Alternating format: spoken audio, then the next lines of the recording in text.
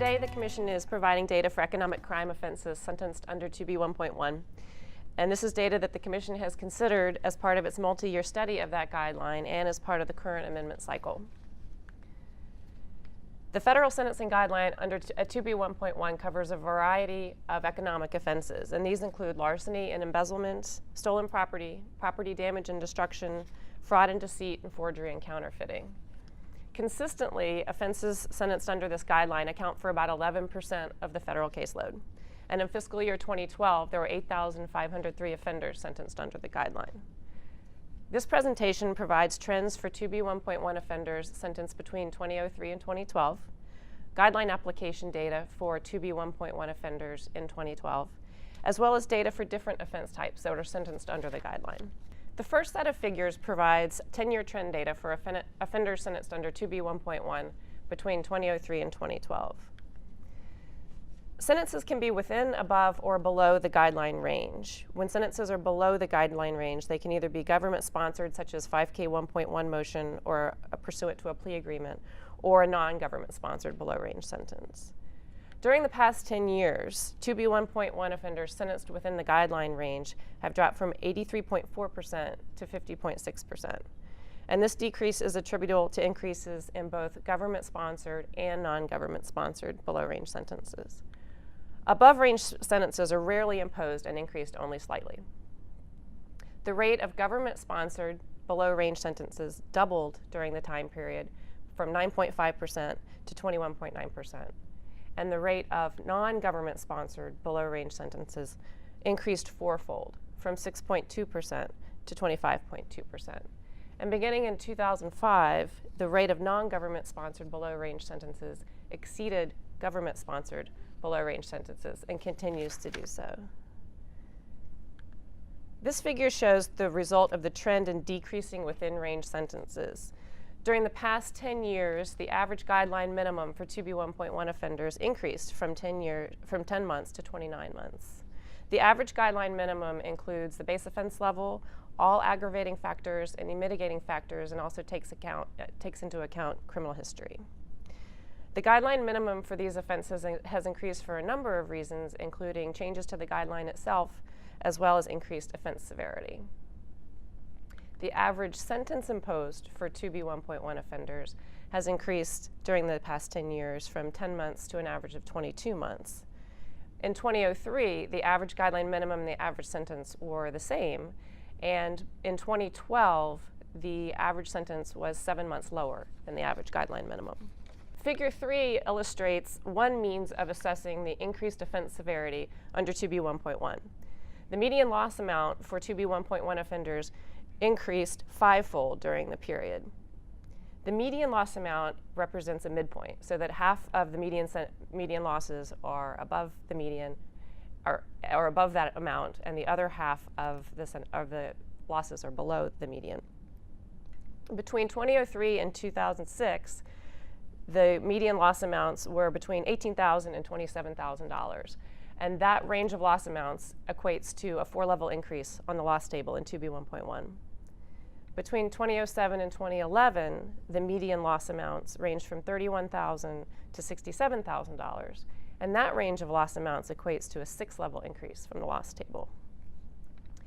The median loss amount of $95,000 in 2012 equates to an 8-level increase from the loss table. The loss table in 2B 1.1 provides for incremental 2-level increases in 16 different loss amount categories. And the next set of figures shows some sentencing information comparing 2B 1.1 offenders in 2012 across those loss categories. Figure 4 shows the number of offenders in each of the 16 loss amount categories for offenders sentenced in 2012. And despite the fact that this is the most commonly applied guideline, or SOC in the guideline, there are actually about 1,200 offenders who do not get an increase under the loss table. And those offenders account for about 15% of offenders sentenced under 2B 1.1.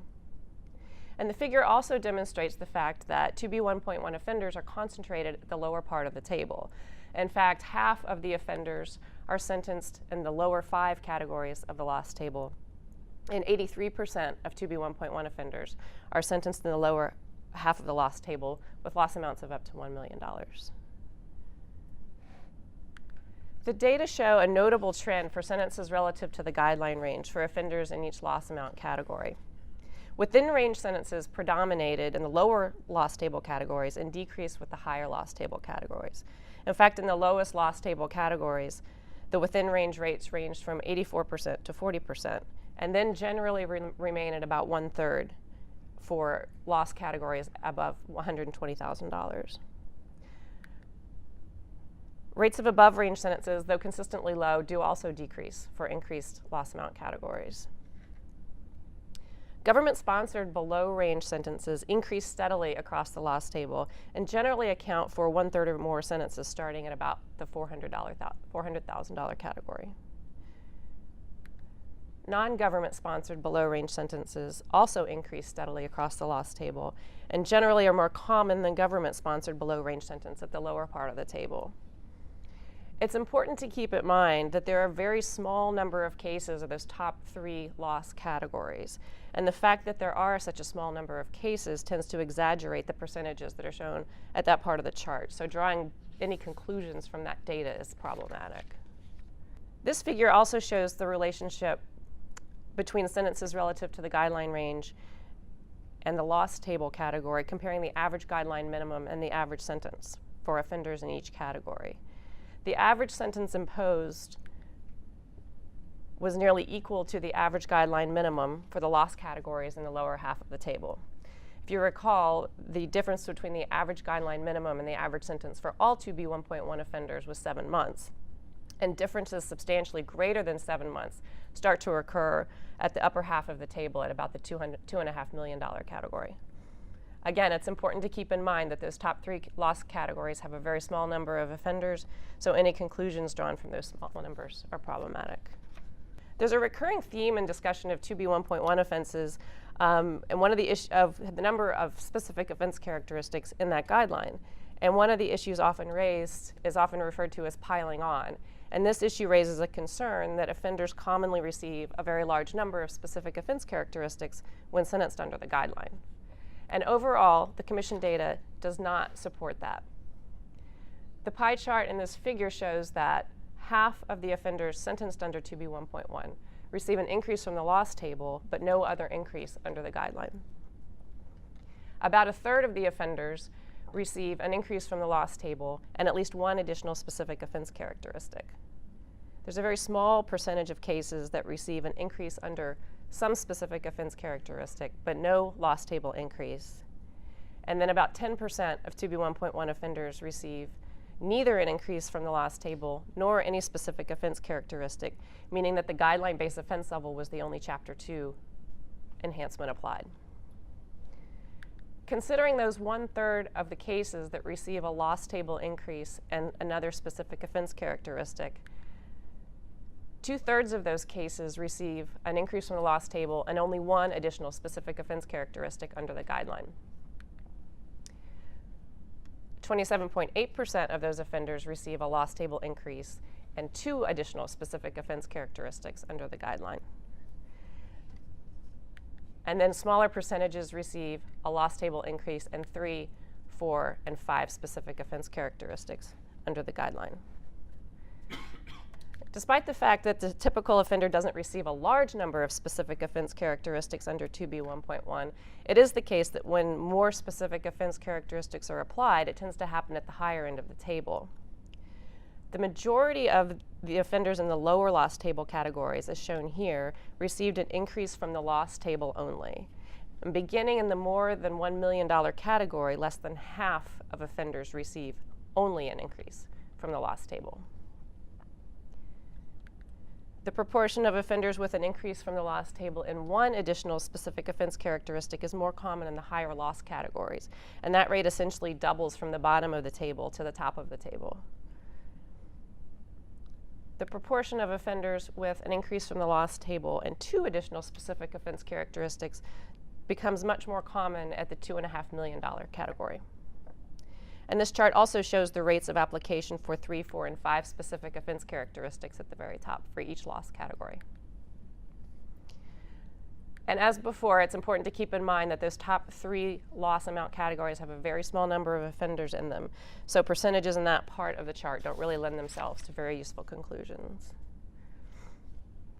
In addition to the fact that a small number of 2B1.1 specific offense characteristics typically are applied, the data also show that those applications are limited to just a few specific offense characteristics. This table shows the most commonly applied specific offense characteristics in the 2B1.1 guideline. Overall, the loss table is the most commonly applied enhancement, applying to 85.3% of offenders. Second is the victims table, which is applied in 22.8% of offenses.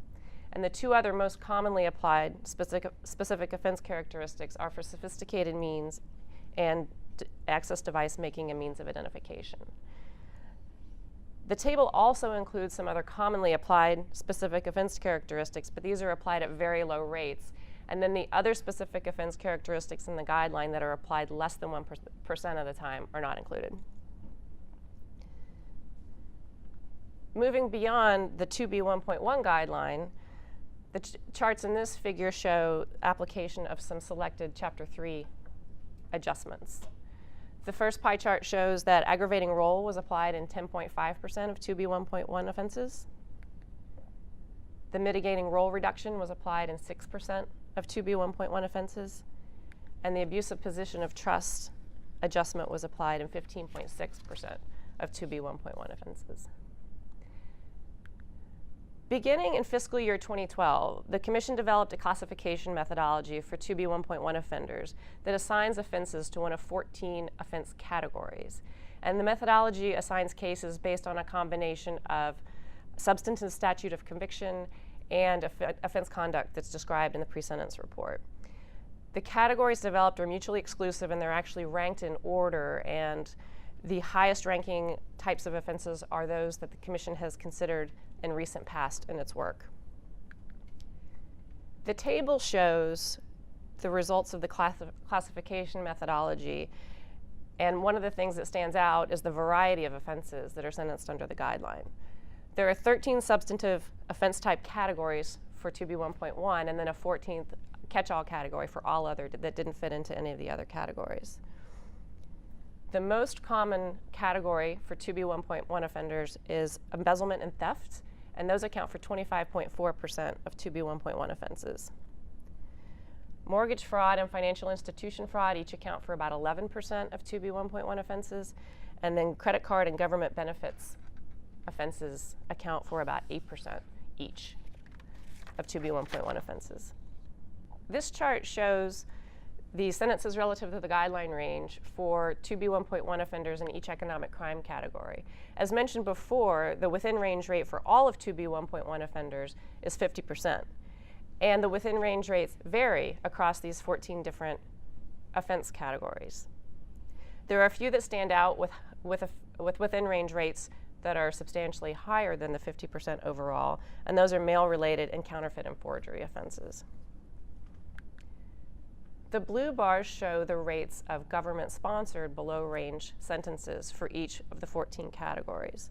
And there are a couple of offense types that are notably higher than the 21% rate for all of 2B1.1 offenders. And mortgage fraud in particular stands out, with almost half of those offenses receiving a government-sponsored below-range sentence. And it's noteworthy that within-range and government-sponsored below-range sentences combined account for well more than 50% of sentences in almost each of the 14 categories. Non-government sponsored below-range sentences also vary across the different categories, and the highest rates for those are among procurement fraud and intellectual property fraud. The average guideline minimums and average sentences also vary across the 14 categories. As noted earlier, the difference between the average guideline minimum and average sentence for all 2B1.1 offenders is 7 months, and there's a range of differences for the 14 categories. They range from a difference of 1 month for counterfeiting and forgery to 21 months difference for security and investment fraud. This chart shows the median loss amount for offenders in each of the 14 categories. As discussed before, the median loss amount for 2B1.1 offenders overall is about $95,000. There are a couple of offense types here that are substantially higher than that amount, and those are the first three on the chart. Securities and investment fraud, healthcare fraud, and mortgage fraud have median loss amounts from $580,000 to $3.3 million. This chart shows the application of the victims table in 2B 1.1 for offenders in all 14 offense categories. As noted before, this enhancement is applied in about 22% of all 2B 1.1 offenses. And there are, again, is a lot of variation, and it's notable that there are a few types of cases that receive that enhancement at a substantially greater rate, and those are securities and investment fraud, credit card fraud, identity thefts, and mail-related offenses. This chart shows the application rates of the sophisticated means enhancement for the 14 offense categories. And as discussed before, that enhancement is applied in 13% of 2B 1.1 offenses.